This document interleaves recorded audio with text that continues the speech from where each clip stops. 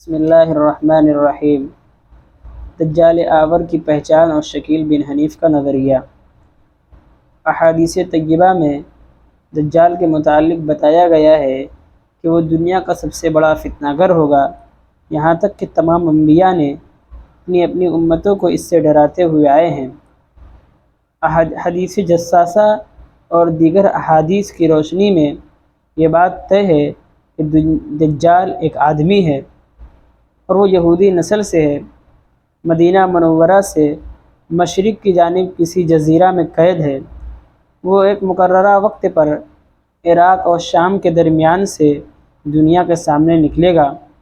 کم از کم 70,000 یہودی اس کے پیروکار ہوں گے۔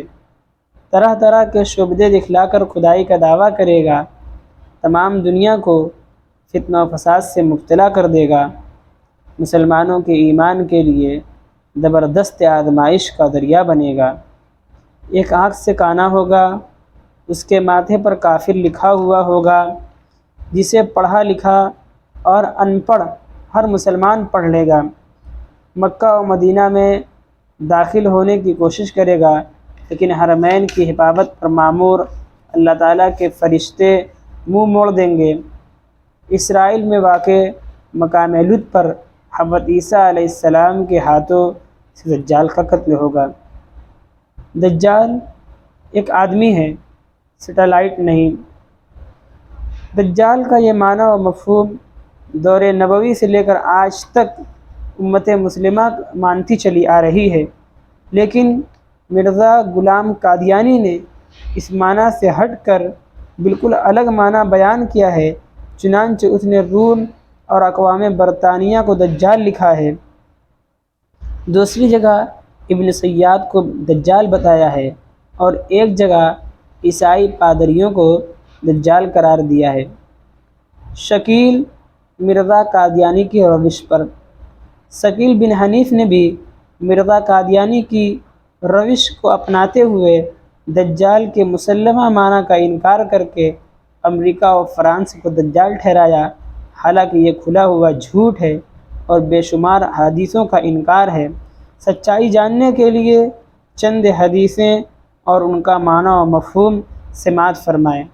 حدیث نمبر 1، نبی اکرم صلی اللہ علیہ وسلم نے فرمایا، اس اندیشہ کے تحت کہ تم کہیں دجال کا حلیہ و حال نہ سمجھ سکو، تم سے اس کا حلیہ بتاتا ہوں کہ وہ پستہ قد ہوگا، بال گھنگھریالے ہوں گے، ایک آنکھ سے کانا ہوگا، دوسری آنکھ سپاٹ یعنی نہ ابھری ہوئی ہوگی نہ اندر کو دھسی ہوئی ہوگی۔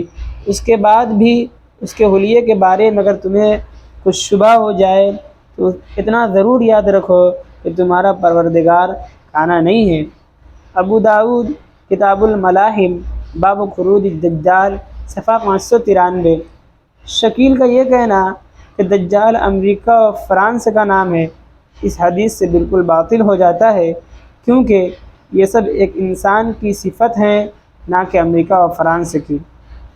حدیث نمبر 2، دجال پستہ قد کا ایک مرد ہے، رجل قصیر افحج، ابو داؤد جلد نمبر 2 صفحہ 593۔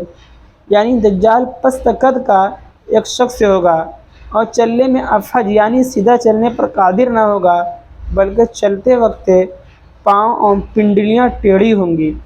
رجلن کا لفظ لا کر بتا دیا گیا کہ دجال ایک آدمی ہے۔ سپر پاور ملک امریکہ اور فرانس سے ایٹمی طاقت کو رجل یا آدمی نہیں کہتے، اس لیے ان کو دجال بھی نہیں کہا جا سکتا، جیسا کہ شکیل دھوکہ دینا چاہتا ہے۔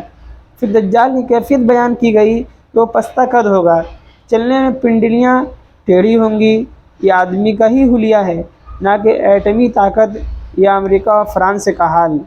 حدیث نمبر 3، دنیا کے ہر شہر میں دجال داخل ہوگا سوائے مکہ مکرمہ اور مدینہ منورہ کے۔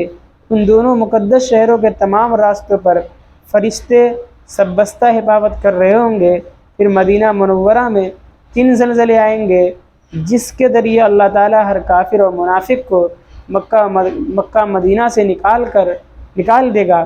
صحیح بخاری جلد نمبر 2 صفحہ 1055 اور 1056۔